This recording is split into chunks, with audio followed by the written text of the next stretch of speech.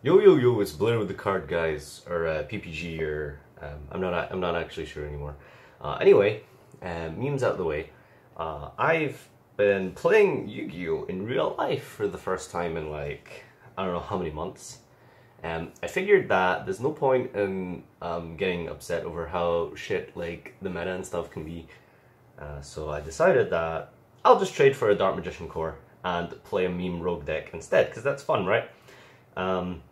So anyway, and when it comes to playing meme rogue decks, obviously you have to play meme rogue builds.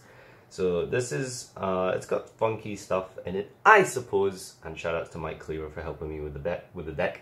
But anyway, yeah, so I just decided to play a rogue deck because it's, I guess, a little bit more fun in some cases. Everything's been getting really stale and boring. So anyway, whining aside, 3 Dark Magician. I believe that this is the most optimal card art. Now, there's a whole discussion and theory about this. Some people say DDS is the best edition. Well, they're wrong. Movie Pack is really cool. I don't know. I just feel like this is the most optimal choice. 3 Dark Illusion. I don't normally play him at 3 because, you know, whatever. But this is 50 cards and it's got a lot of draw power. And yeah, you'll see that in a second. 3 Apprentice Illusion. I borrowed the third one to play yesterday, so yeah, I'm still waiting on the third one of these. Obviously, definitely play 3 of these. I'm really sad that she's not level 7, but hey ho, whatever. 3 Rod is just like the best card like in the deck, honestly. And then Maxi. 3 Ghost Ogre. These normally would be Ash, but I don't have any money, so that's whatever. 1 Blue Boy. I'm playing a spellbook lineup for draw power, so that's, yeah. 3 Radian. I'm sure you can guess why I'm playing this, but you'll see in a second why not. Just generically good removal that Kaiju's bring, and of course there's a lot of synergy with him being dark and level 7 in this deck. So that comes up. I'll explain as we go on. So that's all the monsters, 20 exactly, including the third Apprentice Illusion. So like again, I did borrow that, so make sure you get the third one. Dark Magical Circle. This is like your win condition, like your only win condition, like the only good card in the deck.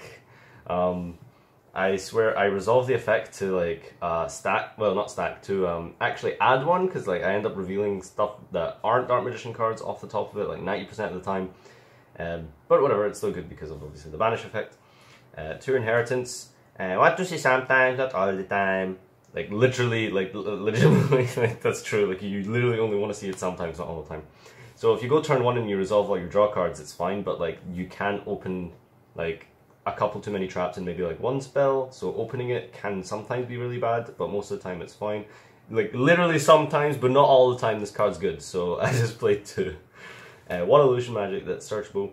I tried to resolve this before Desires as much as possible just to get all my Dark Magicians at the deck. Speaking of which, I'm playing 3 Desires.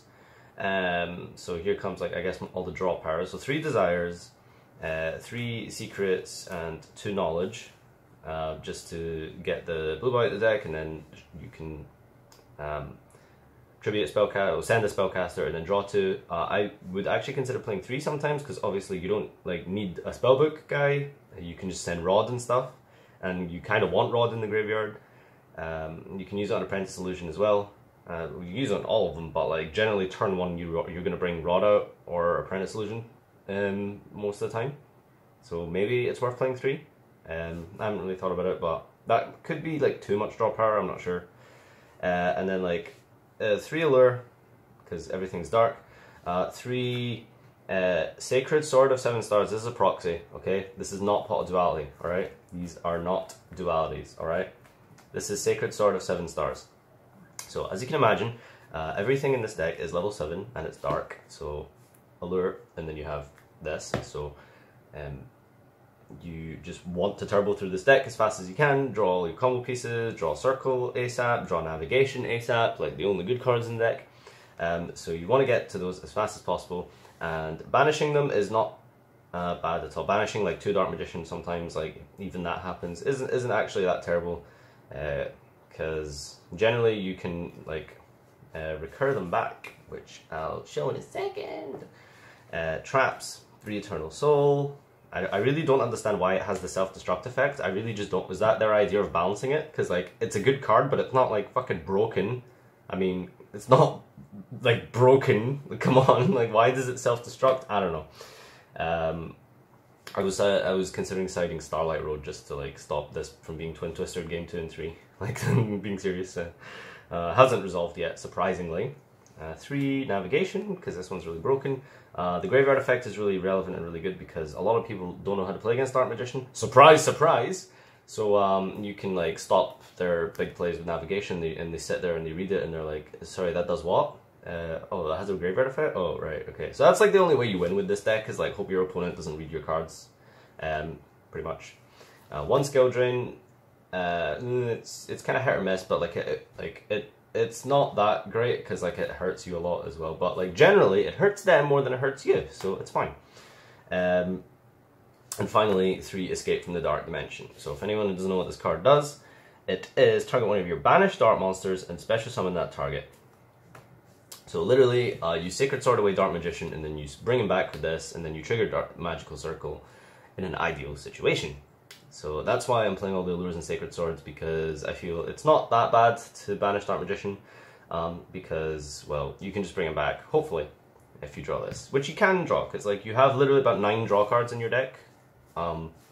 So, yeah, 50 cards.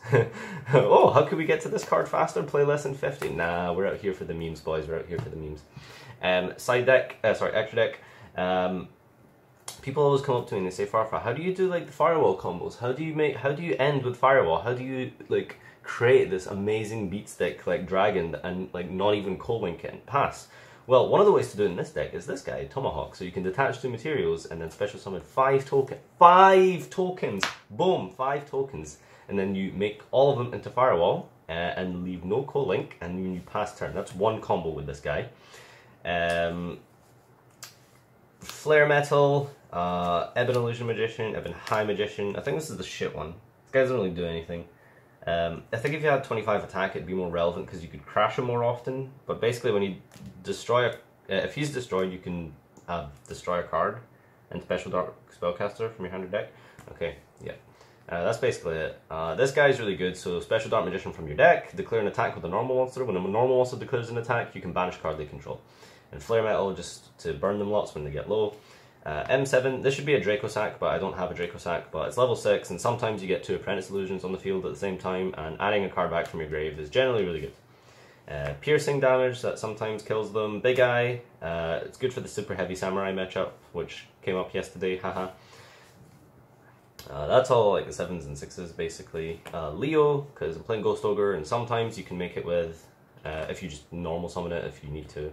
And some matchups, this is really good.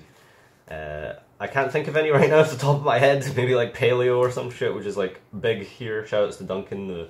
Can I just mention, Duncan yesterday played Phantom Knight, Paleo, Lightsworn. So this is why we need him. It's for the Duncan matchup. So Link stuff. Proxy, Decode. There should probably be a Link Spider in here. I don't know what to take out though.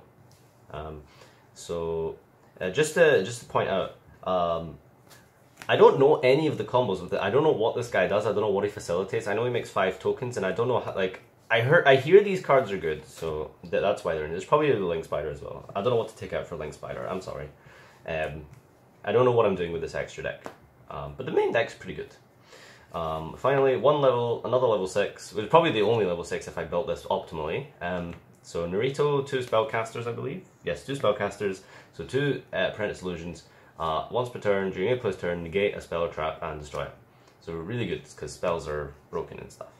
And then Reaper targets: Buster, Dante, Toad, and Helix. I would play Merkaba as well and probably just drop the High Magician, the one that, like, does the 2300 attack one that doesn't do anything really. It's like you can activate quick play spells from your hand during your opponent's turn. Okay, thank you. You know, if I wanted to use quick play spells during my opponent's turn, do you know what I would do? I would just set it. What's the point? Why does this card exist? I don't understand. They literally turned the game mechanics into a fucking, like, card. That's like making a card and saying, once per turn during your draw phase, you can draw a card. not including your normal draw. What? What's the point in that? It's just a mechanic, like, thanks. Anyway, BA is really popular where I live. That comes up a lot. Duncan matchup, and just if there's any actual plebs out there, like Jordan or whatever. Side deck is pretty messy, but, I mean, like, you're always going to play the Reaper if you're playing the target, so that's really good. Starlight Road, like, I'm not playing Stardust, so I don't know how this is going to resolve. Yeah, the side deck's a mess right now. Just ignore the side deck for the most part. 2 Cosmic Cyclone and 1 Dark Magic attack, because you can search this. So, hee. Evenly matched. It's probably the most expensive card in the deck. It's probably the only valuable card in the deck. Probably the only good card in the deck. And finally, 3 Full Force Virus, which I haven't even bothered to unsleeve. You contribute basically any of your Dark Magicians, and then like destroy their hand, and they can't play Yu-Gi-Oh. Hee hee. Yeah. All right. That's the side deck's a work in progress, as you can tell. But I'm really happy with the main deck. So like, if you take anything, the main deck's solid.